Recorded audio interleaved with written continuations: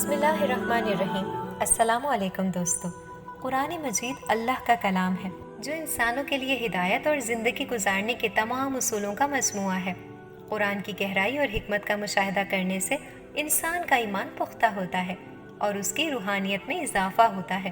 قرآن میں موجود مختلف الفاظ کی تعداد اور ان کے ذکر کا تناسب نہ صرف علمی لحاظ سے دلچسپ ہے بلکہ یہ اللہ کی حکمت اور علم کی بھی گواہی دیتا ہے۔ دوستو، قرآن کے الفاظ اور ان کے ذکر کی تعداد قرآن میں کچھ اس طرح ہے، جیسا کہ دنیا کا ذکر 115 بار ہے تو آخرت کا ذکر بھی 115 بار ہے۔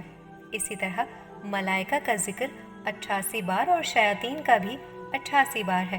محمد کا ذکر 4 بار اور شریعت کے بارے میں بھی 4 بار بتایا گیا ہے۔ لوگوں کے بارے میں 50 اور انبیاء کا بھی 50 بار ذکر ہے۔ اسی طرح صلاح کے بارے میں 50 بار اور فساد کے بارے میں بھی 50 بار ذکر ہے۔ اس کے ساتھ ساتھ ابلیس اور اس سے پناہ کے بارے میں بھی 11 بار ذکر کیا گیا ہے۔ مرد کے بارے میں اگر 24 بار ہے تو عورت کے بارے میں بھی 24 بار بات کی گئی ہے۔ زندگی اور موت دونوں کے بارے میں 145 بار بتایا گیا ہے۔ نیکیاں 167 بار اور گناہ بھی 167 بار بتائے گئے ہیں۔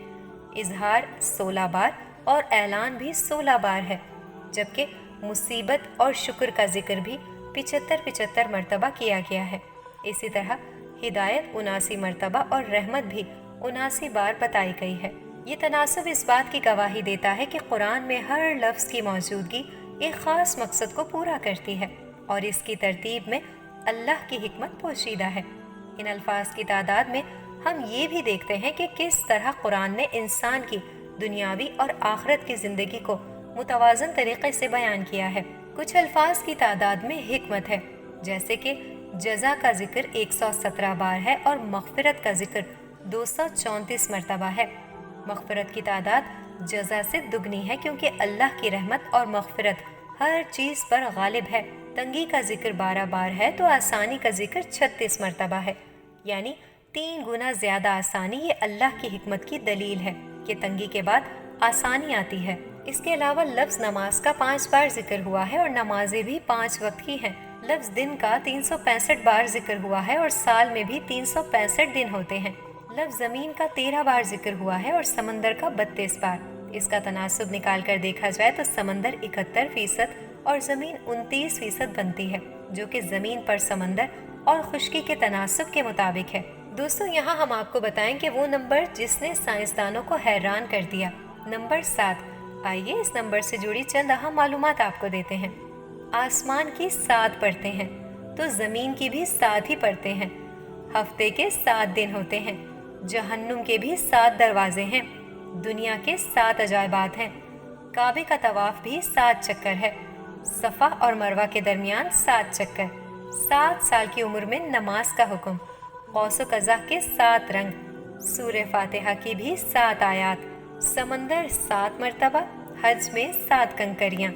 زمین کی 7 بنیادی معدنیات۔ 7 اقسام کے ستارے۔ الیکٹران کے مدار کے 7 درجات۔ روشنی کے 7 رنگ۔ غیر مرئی شعاؤں کی 7 اقسام۔ پرندے وی کی شکل میں 7 کی طرح اڑتے ہیں۔ عید کی نمازوں میں 7 تکبیریں۔ دنیا کے 7 بر اعظم۔ قیامت کے دن 7 لوگ اللہ کے سائے میں ہوں گے۔ شہادت توحید کے 7 الفاظ ہیں۔ لا الہ الا اللہ محمد الرسول اللہ۔ ان الفاظ کا تجزیہ ہمیں یہ بتاتا ہے کہ قرآن کا ہر جز، ہر لفظ اور ہر جملہ ایک خاص حکمت کے ساتھ رکھا گیا ہے تاکہ ہم اس سے ہدایت حاصل کریں اور اپنی زندگی کو بہتر بنا سکیں۔